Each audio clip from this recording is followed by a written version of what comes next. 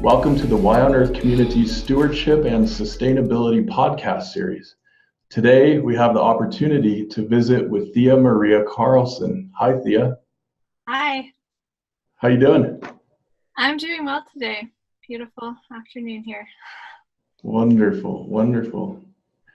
Thea is Executive Director of the Biodynamic Association, bringing vitality and renewal to the food system through regenerative agriculture. She is a leader, facilitator, educator, and farmer dedicated to building living soil, growing nutritious food, and nurturing vibrant communities. She lives in the Mayacamas Mountains in Sonoma County, California, on land originally stewarded by Lake Miwok, Pomo, and Wapo people. Since 2011, Thea has played a key role in developing the Biodynamic Association's programs and exploring new ways to manage and evolve the organization. Her previous experience includes diversified organic and biodynamic production farming, teaching gardening, nutrition, and beekeeping, designing, building, and managing urban community and educational gardens, and organizing strategic communications trainings for nonprofit leaders. Thea holds a Bachelor of Science in Earth Systems from Stanford University and a Permaculture Design Certificate from Occidental Arts and Ecology Center. She is also a graduate of the Coaching Fellowship and the Center for Courage and Renewal's Academy for Leaders. Thea, welcome to the show. Thank you. I'm so excited to have this opportunity to dive into the realm of biodynamics with you today and to talk about some really exciting ways that our audience can engage in a huge event coming up in November that hopefully lots of folks will be able to join us at in upstate New York. And before we get into all that, I want to ask you, why is biodynamics important to you personally? Biodynamics is important to me personally for a lot of reasons, but I think one of the things that is most important to me about it is it offers a positive pathway for me to be in relationship with the earth and contributing to a positive future for the planet and everyone and everything that lives on it. I really see, I came, as you read in my bio, I studied earth systems in college and came from this, environmental stewardship lens, but so much of what I was learning in college was just like, here are all the terrible things we've been doing. And biodynamics really offers, I feel, a way to constantly deepen and learn and find ways to contribute to healing and renewal and vitality for myself and my community and the earth.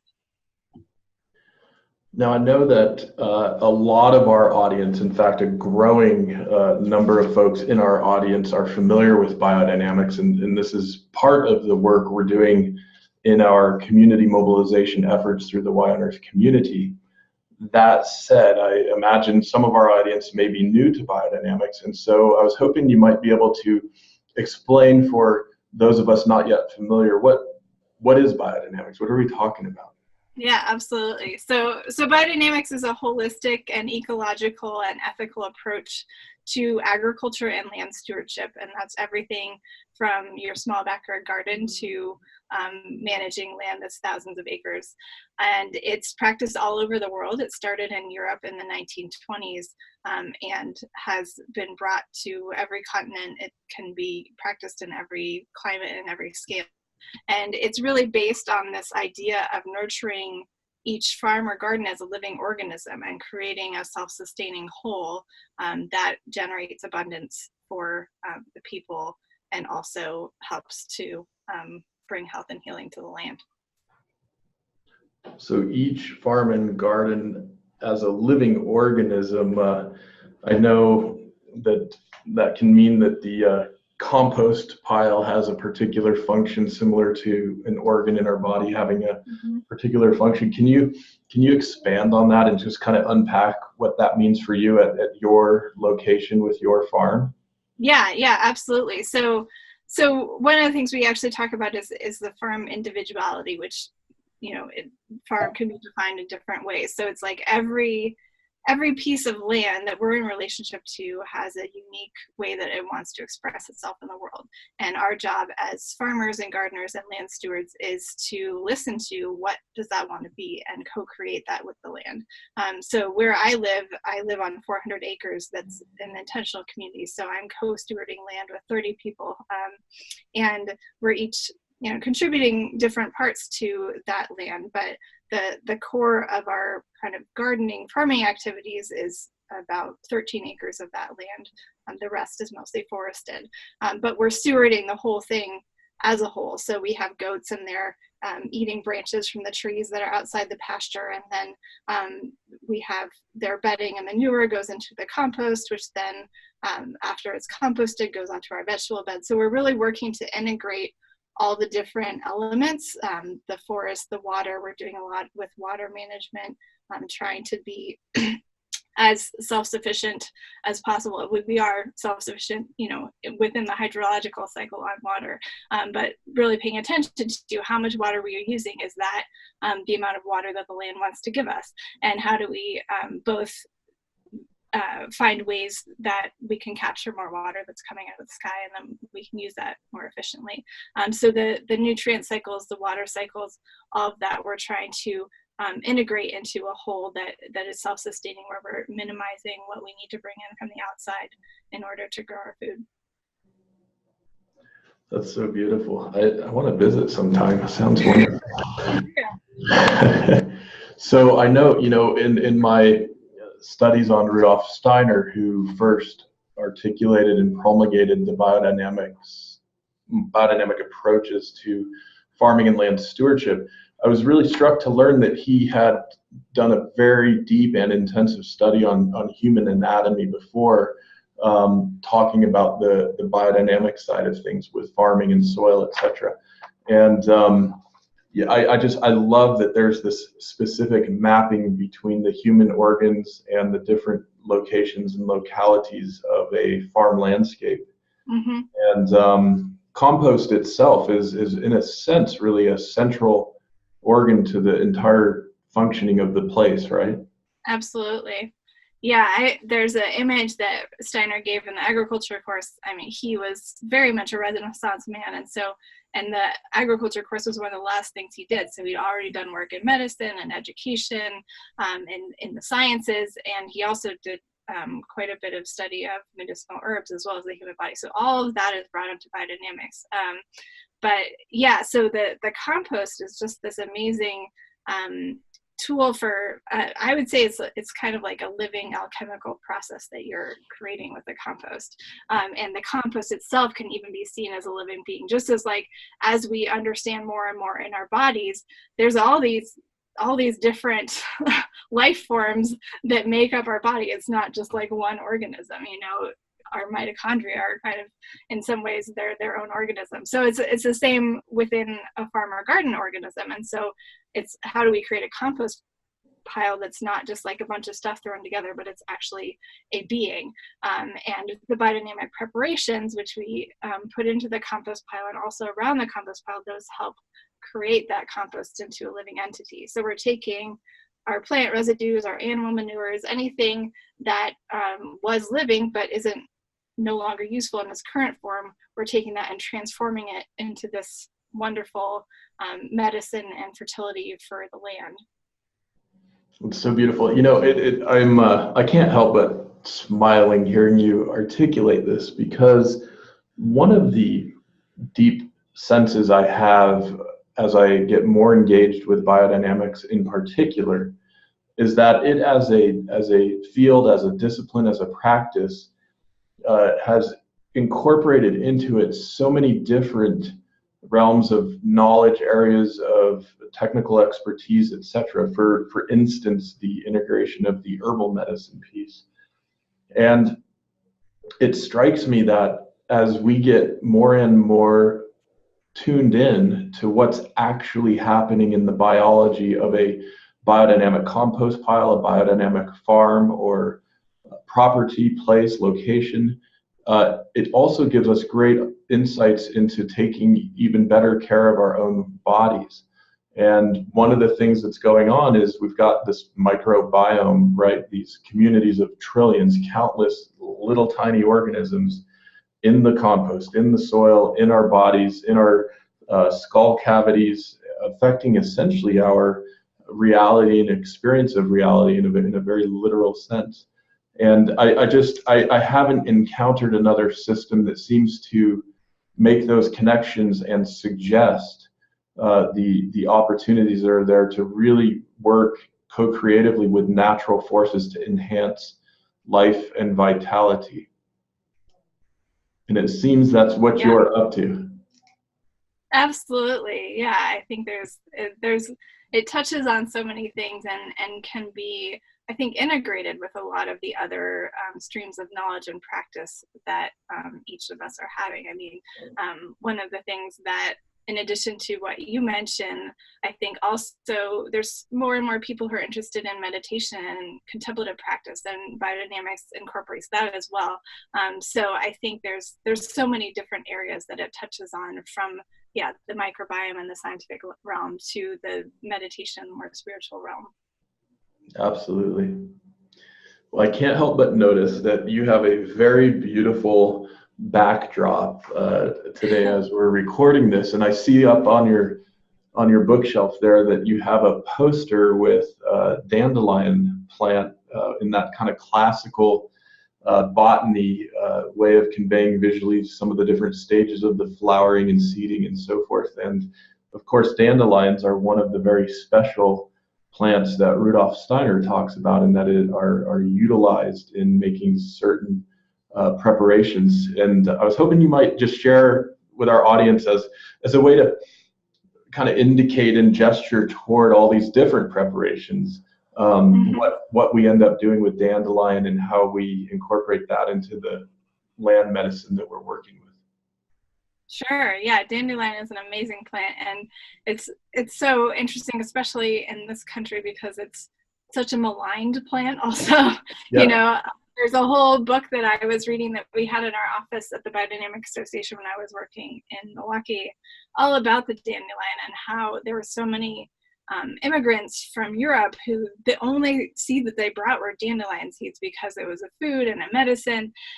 And now people, spray Roundup all over it in most of the places. And, it's coming around. People are starting to recognize its value. When I lived in Chicago, the parks stopped spraying the dandelions and realized that they were something that was beneficial for the bees, at least. But yeah, it's just an amazing plant, I think, for our human purposes. You can eat pretty much every part of the plant, make tea out of the roots. I love dandelion leaves in cooking. They're definitely bitter, but they're so, the liver is the thing that we really talk about in terms of dandelion and its benefits for the human body, and the liver connects to, of course, everything else. And in the compost pile, the dandelion is one of 6 medicinal herbs that we use in the compost pile. The others are yarrow, chamomile, valerian, oak bark, and stinging nettle. And so each of these medicinal herbs, all of which have beneficial properties for humans, they have particular qualities that they bring to the compost pile and to the soil and the plants that are receiving that compost. So the dandelion is, the way that it's prepared is it's put into the mesentery of a domestic animal, usually a cow, and fermented in the earth over the winter months. And what you get out of that is this amazing substance that's it's kind of a catalyst and a messenger for the compost. So we're only putting a teaspoon of that fermented dandelion preparation into the compost, and then it's helping infuse the qualities of the dandelion into the whole compost pile, synergistically with those other 6 medicinal herbs. And then when you put the compost on the soil, that's helping to balance how the plants interact with the soil and the nutrients, and also how they all are interacting with the wider cosmos. Absolutely love it. Thank you for explaining that. It's so exciting and so beautiful. Yeah, and you can really get deep into it. I mean, in terms of each of the each of the medicinal plants that are in the compost preparations also has a relationship to the certain planets, and there's just all these different things you can really delve into. We had a whole webinar a couple of years ago just on yarrow and the yarrow preparation, 90 minutes. We just scratched the surface of it. Yeah, I love yarrow. It's one of my favorites. It grows very abundantly up here in the Rocky Mountains where I'm located, and Nice. Definitely a favorite. And I want to mention that for our audience, there are two really great ways that folks can connect with your organization, the Biodynamic Association, and learn more about this and essentially cultivate these skills and knowledge that they can take back to their own homes, their own farms, their own communities. And one of those is to join as a member of the Biodynamic Association, and the other is to attend the conference that's being held in Lake George, New York in November. And can you tell us about each of those opportunities and what that looks like and what folks need to do? Right, absolutely. So yeah, the Biodynamic Association, we are a membership association. We've been a membership association since we were founded in 1938, and we're open to anyone who wants to join. So whether you're already practicing biodynamics or this is the first time you heard of it, if you want to learn more, if you want to be part of this community, we welcome you to join. So you just go to our website, biodynamics.com. Right at the top, there's a Join Renew button that'll show you the options for membership. And one of the things we did last year is we developed a new range of membership levels so that people can join at any level between $5 and $2,500 a year. And if we wanted to fund everything that the Biodynamic Association does just with membership dues, we'd need each member to join at about a $500 level. But we know that isn't affordable for everyone. So we have created the sliding scale with trusting that those who can afford a larger contribution as membership will do so, and those who don't have the financial resources, they'll contribute what they can and also be part of our community and contributing in other ways besides financial. So yeah, we have about 1,700 members now. We're really excited to be moving towards the 2,000 member level. So yeah, that would be wonderful to have folks join and be part of the community. And when you join with membership, that gives you access to our journal, which is published quarterly, which has a lot of articles, also gives you discounts on our webinars and online courses, and the conference in November. So we have an annual North American Biodynamic Conference. It had been every 2 years, and we just shifted to do it every year because there's been so much interest and demand for learning about biodynamics and connecting to others in the biodynamic community. So this year it'll be in Lake George, New York, November 20th to 24th. And registration is already open. The early bird rates are good until mid-September. And we also have scholarships available. So if there's folks here who the registration fee would be an impediment, please go ahead and apply for a scholarship. And similarly, if you have the resources and can contribute towards a scholarship, that really helps bring other folks to the conference. We had over 100 people come to the conference on scholarship last year, so we're hoping to be able to do that again this year. That's wonderful. About how many folks are you expecting this year at the conference? Well, last year when we were in Portland, we had 900 people at the conference, Portland, Oregon. And so in upstate New York, we could have about the same amount. We could have more, we could have less, we'll see.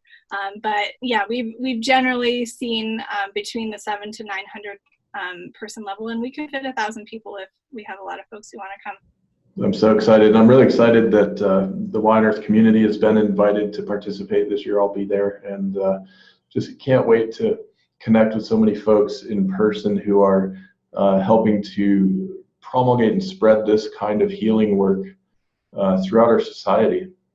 Yeah, I'm really excited about what you're bringing. One of the things that we're doing this year for the first time is these 3-day workshops where the same group of folks will meet 3 mornings in a row to really delve into a specific topic. And then of course, we have keynotes, we have breakout workshops where you can choose, but I think that's really going to build some continuity and connection. And the theme of our conference this year is cultivating relationships, Earth, cosmos, and communities. So that's really gonna, I think, support that. And then we also will have field days to visit local farms. So we'll definitely be getting outside and getting to see biodynamics in action for folks who are interested in that, as well as your kind of more traditional everyone getting together at a conference. And the location of the conference is also amazing. It's on an island in Lake George. And so we have a whole biodynamic island for 5 days. So I'm really looking forward to it. Yeah, it's going to be wonderful. Well, I want to ask, how did you get into all of this? What was your personal pathway into this realm? Well, like I said, when I was in college, I was interested in something environmentally related, and I went to the Brazilian Amazon for a study abroad program with the School for International Training. And while I went there thinking about, how do you save the rainforest? And then I got there and I was like, oh, people are cutting down the rainforest to grow food. So if we don't have a way to grow food that regenerates the earth instead of degrading it, then I can, be my American waving my save the rainforest sign, but people need to eat. And so that was what really inspired in me this idea of like, how can we grow food in a way that's actually beneficial to people on the earth? And I came back and as I was finishing college, found, the classes that were related to agriculture at Stanford, things like soil science and plant ecology and botany. And then the summer before my last year of college, I found a farm to apprentice on to get some hands-on experience. And I landed on a biodynamic farm in Northern California.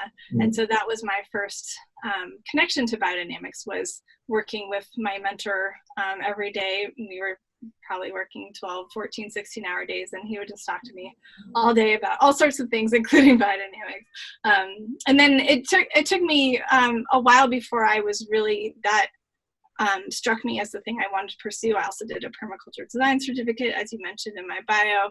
I did kind of school and urban community gardens. And then 7 years after my first farm apprenticeship, I went and worked on another farm that wasn't a biodynamic farm. And I started to feel like there seems like there's something missing here that I thought was just kind of like a farm, but it actually had to do with being on a biodynamic farm. It was, just kind of like a quality that I couldn't quite put my finger on.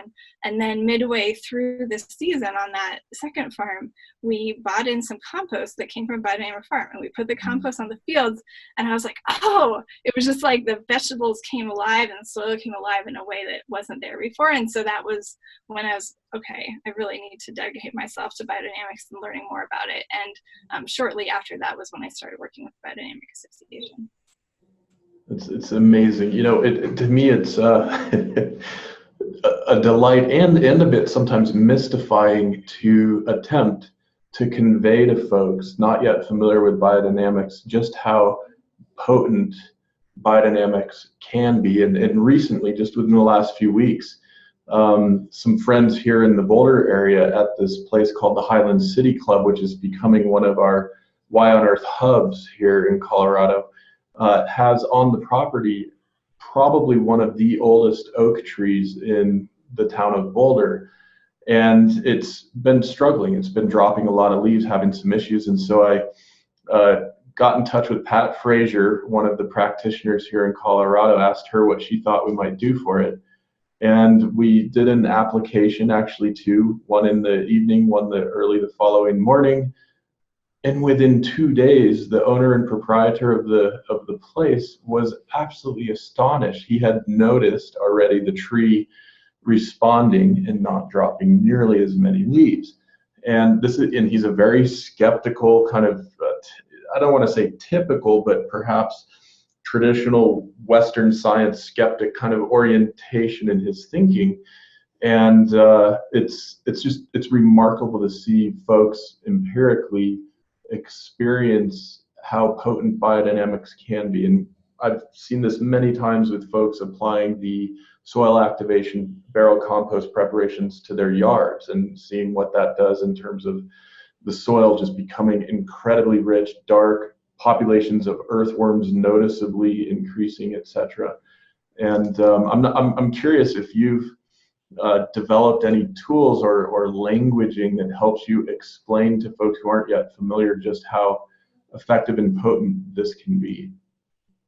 Yeah, it's definitely one of those challenges because it's there's the like picture is worth 1,000 words, but what about actually walking on a biodynamic farm? Like you can't put that experience quite into words, and I think there is no substitute for actually experiencing biodynamics in action, but there are ways that we can describe it. And one of the things that we've been working on, and that's been kind of a pet project of mine for the past couple of years, is finding accessible and really vibrant language to talk about biodynamics. So on our website, we have a page, I think I sent you the link, Biodynamic Principles and Practices, where we, and we also have a print version of that, of just kind of outlining, here's what it is, and here's the wonderful things it can do, including things where there are scientific studies that are showing this is the effects that biodynamics has.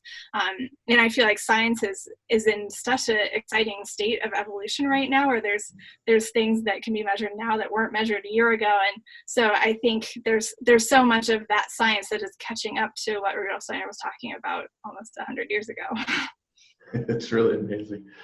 Yeah, it sometimes makes me have to sort of slip into joke mode and acknowledge that it turns out some of our mythology, some of our quote unquote fictitious stories are perhaps more spot on than we previously thought. For example, in Star Wars, talking about life force and midichlorians and these microorganisms that have special abilities and powers and so forth, it turns out that may in fact be what's happening in reality here on planet Earth. Mm-hmm. Yeah.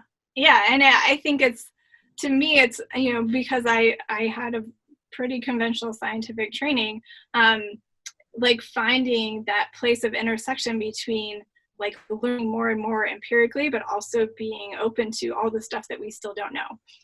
Yeah, that's beautiful. Well, let me take a minute here to remind our audience that this is the Y on Earth Community's Stewardship and Sustainability podcast series, and today we are speaking with the Executive Director of the Biodynamic Association, Thea Maria Carlson.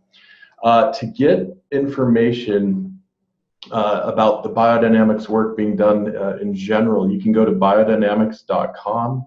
I'll have the spelling and the links in our show notes.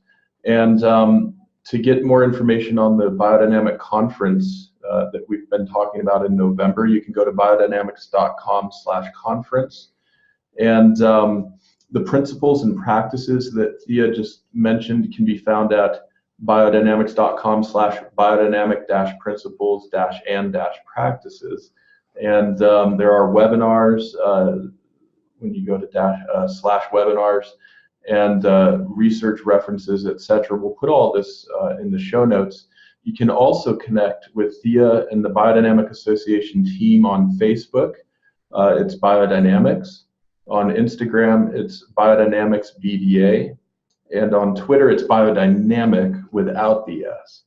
And I also want to take the opportunity here to encourage our audience, if you haven't already, to please consider joining our monthly giving program for the Y on Earth community. This helps support our podcast as well as our community mobilization and soil stewardship work that we're doing all across the country as well as internationally. And like your membership with the BDA, you can join the Y on Earth monthly giving program at any level that works for you.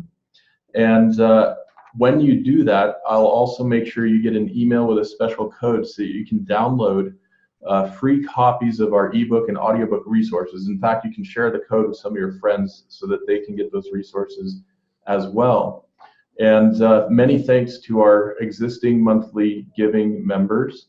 And also thanks to the companies and organizations who sponsor our work. These include Earth Coast Productions, Madeira Outdoor, Patagonia, the Lidge Family Foundation, the International Society of Sustainability Professionals, the Association of Waldorf Schools of North America, Waylay Waters, and Purium. So thanks to all of you for your support and for making all of this possible and for helping to mobilize stewardship and sustainability in our communities all over. And Thea, I'm so excited to know that many of our Y on Earth community members are going to become members of the Biodynamic Association and hopefully join us at the conference in November. That's going to be a wonderful gathering.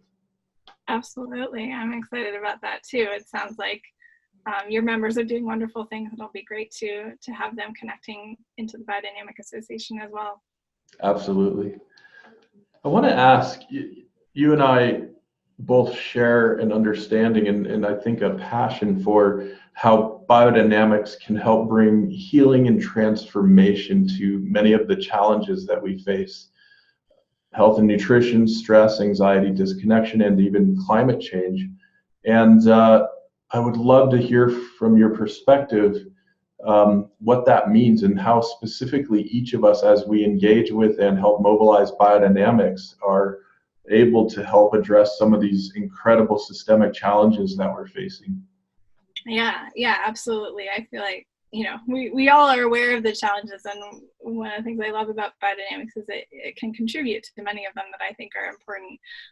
So yeah, health and nutrition, biodynamic food is just abundantly flavorful and wonderful when you can get access to it. But if you can also be growing some food biodynamically, that's even better. I was just listening to a podcast with Dr. Zach Bush a couple of weeks ago, and he was talking about how important it is for your microbiome to actually get out and expose yourself to different natural environments. And so just think about, if you're stirring a biodynamic preparation, what's that doing for your microbiome right when you're stirring it? Forget about even getting to the point of eating the food, and making a compost pile and just having that really direct connection with the land and with life. I think that can be so beneficial for our bodies, in addition to the physical activity and breathing the air. And then I think also, we're learning, similar to like soil science is making so many advances, so is health and nutrition, and our understanding of the nutritional qualities of food. Steiner talked about spiritualizing nutrition and the importance of having the life in our food so that we have the will to do the work that needs to be done in the world. And I find that to be so true, that when I can eat biodynamic food, especially if I've grown it myself, that gives me more energy and more power to do the work that I feel called to do in the world. So that's really exciting to me. I think also, there's such an epidemic of stress and anxiety and people just being disconnected. And that's, one of the many reasons our theme of our conference this year is cultivating relationships, because, in the era of social media, we've become pretty antisocial in a lot of ways. And so building a direct connection to any land, that whether it's, you get to live on land like I do, or whether it's the public park down the street from you, or it's a potted plant, just having that connection to life and nurturing life, I think really nurtures our souls. And getting together with people to do biodynamic practices is so wonderful. One of the things about the biodynamic preparations is, like I mentioned before, you only need a tiny quantity of it. So for a lot of people, they make the preparations in community, because you can easily share them with a bunch of different folks. And so that's a time to come together, to learn from each other, to talk about how things are going. Here in Northern California, there's a group that's been going for decades that makes the preparations together quarterly. And I know there are folks in Colorado and many other folks. That's another resource we have on our website, is a listing of regional contexts for folks who are interested in connecting. And then the climate change piece is it's so big. And one of the things that there's just recently a UN report that came out about the importance of agroecology and contributing to solutions for climate change. It's just more and more we're seeing how one of the most effective, easy to do, implement all over the world ways to bring the carbon cycle into balance is through bringing it into the soil.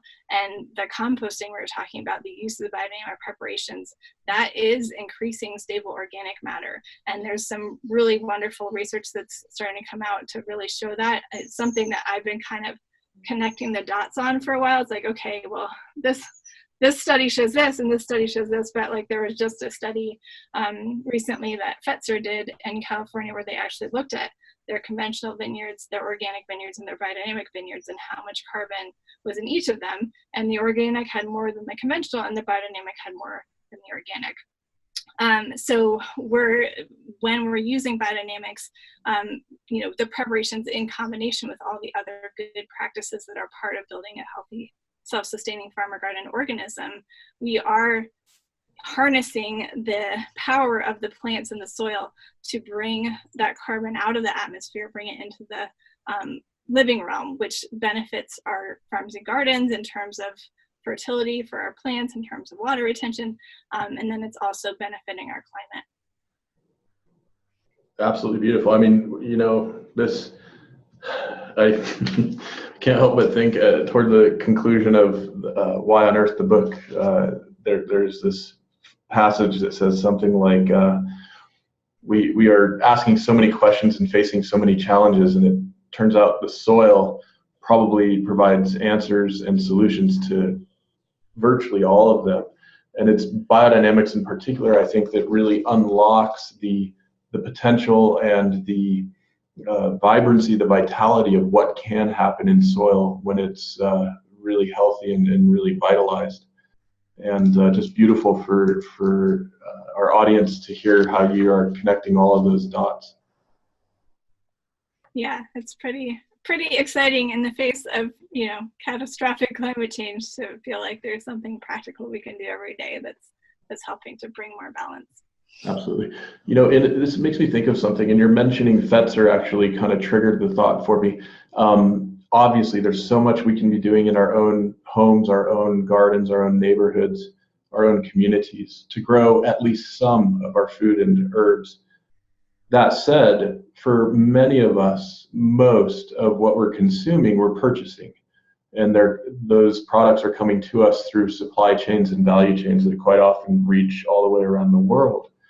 And what's really exciting to me, understanding that more and more wine companies, vineyards are turning to biodynamics to help enhance the productivity, the soil health, and even the disease resistance and resilience of those vines, is it may be a harbinger of what's to come in terms of the mainstreaming of biodynamics in our food and beverage products generally, much like what we saw with organics some 30, 40 years ago. Of course, there are issues and challenges and some interesting things to dive into and work on in making that comparison. Nonetheless, I think one of the greatest opportunities many of us have is to turn our consumer demand power, our dollars that we're spending, toward the regenerative and in particular the biodynamic producers who are making more and more food and even fiber products available. And I'm curious, from your perspective as the executive director of the Biodynamic Association, what are you seeing? Are you seeing some trending? Are you seeing some opportunities that we as consumers can become more tuned into? Yeah, absolutely. And I think that's a really important point. I think it's definitely both, and like whatever food we can grow ourselves, that's really great. And I think, we're at kind of an all-time low in terms of how many people are growing food, and it would definitely be good to get up further, but absolutely most of us are not going to be growing all of our own food or even close to all of our own food. So and purchasing power is huge, and even just asking at wherever you shop for foods, do you have any biodynamic products? Some places might and some places might not, but you're letting them know that that's something that you're interested in. So I think that's a really simple thing you can do. There are a number of products that are available on the market. One of the things that differentiates biodynamic from other forms of agriculture, in addition to everything we've talked about, is there's an international standard for certification which has been around since 1928, which is called the Demeter standard. So products that are grown biodynamically and processed in a way that's in accordance with biodynamic principles are labeled as Demeter certified biodynamic here in the United States. There's a website that Demeter USA has called biodynamicfood.org, which is a directory of farms and processors that distribute biodynamic products. So it has a little bit of a mapping feature. So that's one place to go if you're not sure where to find biodynamic products. I think that there's certainly the wine industry has been kind of the leader in those packaged goods that are biodynamic, even though there's been direct to consumer sales of biodynamic produce and milk and meat and other things like that since the 1930s when biodynamics was first brought to the US. A lot of that hasn't been broadly available in nationwide grocery stores. We've had a partnership for a few years with the Independent Natural Food Retailers Association. So that's an association of family community-owned grocery stores. And a lot of those stores are really interested in having more biodynamic products and educating their consumers about it. So those are great places to go for biodynamic products. And I think some of the conversations we've been having at our conferences and elsewhere is how do we continue to make more biodynamic food available to folks, but not go in the same direction that industrial organic has ended up going? Like, how do we keep the integrity and those relationships across the supply chain? How do we innovate new ways to infuse just the whole model of how food is grown and distributed with the principles of biodynamics, which it's a big, exciting, juicy problem. Absolutely. Yes. Having worked directly in local and organic food distribution here in Colorado, I know that it is, especially this time of year with the peaches, it can be a very juicy problem indeed. Right. A lot of work to do and a lot of opportunity. And it's beautiful as we see more and more individuals, families, communities mobilizing around this knowledge. We really can push those market forces in a direction that helps create more stewardship, regeneration, and sustainability worldwide. Yeah. I think there are farmers that are interested in growing biodynamic. There are food companies who want to have biodynamic products, and if there are consumers asking for those things, that's going to help make that come into reality sooner. Yep, beautiful. Well, Thea, I'm so overjoyed that we have this opportunity to connect and have this conversation today and to be able to share it with our audience. And I'm just wondering, before we sign off for now, is there anything else you want to share or be sure to mention to our audience? Well, I think for those who aren't already practicing biodynamics, I want to encourage folks to just try something out. It can be a little intimidating sometimes, like, oh, there's, I got to get everything in line and I got to generate my own fertility and all that stuff, and people get a little overwhelmed. But, even just trying one thing can be really transformative, and you don't have to do it all at once. So whether for you that's coming to a webinar, coming to the conference, or maybe participating in one of your biodynamic stir days that you're doing with Why on Earth, just engaging with it a little bit and seeing that where it takes you. That's what I would really encourage folks to do is just find the one thing that you want to do and don't worry about what's going to come after that.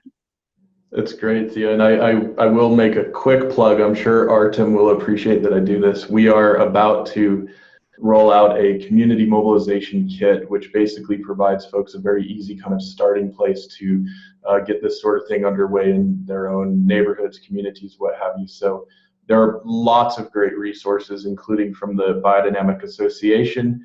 And if you're connected in with Why on Earth, you can take advantage of that community mobilization kit as well. And Thea, I'm so happy we've been able to connect today. Thank you for all that you're doing, and thank you for taking the time to visit with us. Well, absolutely. Thank you so much. It's been a wonderful conversation, and I'm looking forward to connecting to some of the folks who hear this conversation and want to be part of our community. Absolutely. All right. Well, take care. I'll talk to you soon. Okay. Thank you.